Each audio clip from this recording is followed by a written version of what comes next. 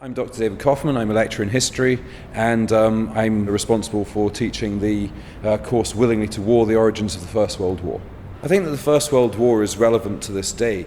Historians tend to periodize, in other words, look at dates when things start, when things end. And I think that 1914 is one of these seminal dates where we can really say that what we understand to be the 19th century, an age of progress, an age of economic and social development, really comes to a stuttering halt. The First World War itself is, in fact, really the start of a short, brutal age of violence which characterized the 20th century.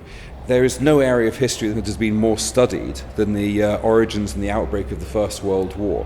It's sometimes seen to be quite an outdated, quite an old-fashioned kind of history, sort of usually categorized as diplomatic history.